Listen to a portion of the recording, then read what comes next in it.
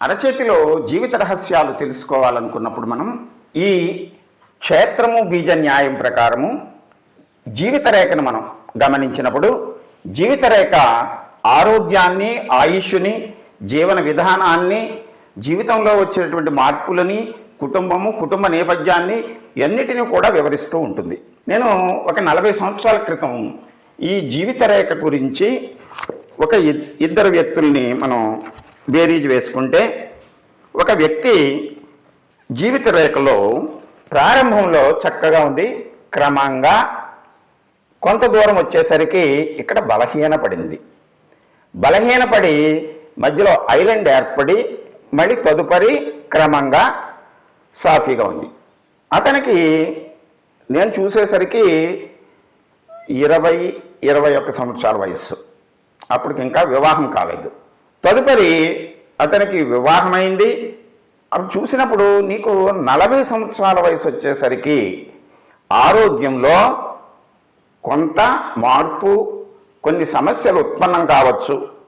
ఈ జీవిత రేఖ నుంచి ఇక్కడ ఐలాండ్ వచ్చి దిగువ భాగాలకి దిగువ రేఖలు ఏర్పడ్డాయి కనుక డయాబెటిక్ కానీ కిడ్నీస్కి సంబంధించినటువంటి వ్యాధులు రావచ్చని మనకు చెప్పినప్పుడు అతను జాగ్రత్త పడి చక్కగా ఆ వయసు వచ్చేసరికి తన యొక్క ఆరోగ్య పరిస్థితులు, ఆహార వ్యవహారాల్లో కొన్ని జాగ్రత్తలు తీసుకుంటూ అయినా సరే అక్కడికి వచ్చేసరికి ఈ తీవ్రమైనటువంటి రుగ్మతకు లోనైనప్పుడు ఆందోళన చెందకుండా, 2 కిడ్నీలు ఫెయిల్ అయినా సరే ఆందోళన చెందకుండా డయాలసిస్కి వెళ్తూ అతని యొక్క యోగము బాగుంది కనుక, యోగము బాగున్నటువంటి సమయంలో 40-42 సంవత్సరాల మధ్యలో డోనార్ దొరికి కిడ్నీ మార్పు జరిగి తదుపరి అతను ఆరోగ్యంగా క్రమంగా బ్యాలెన్స్డ్గా జీవితాన్ని గడుపుతూ తన వృత్తి వ్యాపారాన్ని కొనసాగిస్తూ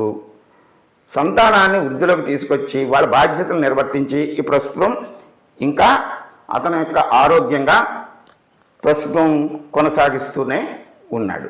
అతని వయసు ఇప్పుడు సుమారు 60 సంవత్సరాలు పైబడి ఉంది. గత 20 సంవత్సరాల నుండి కూడా ఈ ఆరోగ్యాన్ని కాపాడుకుంటూ, అదే సందర్భంలో ఒక 45 సంవత్సరాల క్రితం నేను చూసినటువంటి ఒక వ్యక్తి జీవిత రేఖ అస్తవ్యస్తంగా ఉండి ఈ బుధరేఖ జీవిత రేఖని చేరి పైకి వెళుతూ జీవిత రేఖ నుంచి దిగువ రేఖలు వచ్చినప్పుడు అస్తవ్యస్తంగా ఉన్నప్పుడు అతను తన సుసుఖాలకి అంటే అలవాట్లకి బానిసయ్యి ఈ దిగువ భాగం దిగు భాగము సత్వగుణము, రజోగుణము, తమోగుణ ప్రధానంగా ఉన్నాడు కనుక ఎంత చెప్పినా సరే ఎవరైనా సరే మనం తెలుసుకుంటే మనకు మనం అన్వయం చేసుకోవాలి. ఇంకొకళ్ళు పూజలు చేయటం వలన కానీ లేకపోతే శాంతులు చేయటం వలన కానీ మన జీవితం మారదు, ఆరోగ్యం మారదు. వైద్యాన్ని ఆశ్రయించినా మనలో మార్పు తెచ్చుకొని ఆ సుఖాలని కొంచెం ఛేదించి అంటే వ్యసనాలకి దూరంగా ఉంటే ఆరోగ్యం క్రమంగా మెరుగుపడుతుంది. కానీ ఇక్కడ ఈ వ్యసనాలకి లోను అవ్వటం వలన అతని ఆరోగ్యం క్షీణిస్తూ ప్రస్తుతము ఆ వయసు అంటే సుమారు 30 సంవత్సరాల క్రితం మాటలు జరిగిన అతని వయసులో ఉన్నప్పుడు 40, ఇప్పుడు 70 దాటింది. 70 దగ్గరికి వచ్చేసరికి తను బయటికి తిరగలేనటువంటి పరిస్థితుల్లో క్రమంగా క్షీణిస్తూ ఆరోగ్యము అయినా సరే వ్యసనాలను వదలకుండా ఇంకా కొనసాగిస్తూ ఉంటే ఆర్థికంగాను ఆరోగ్యపరంగాను నష్టాన్ని చవిచూస్తూ ఉంటారు.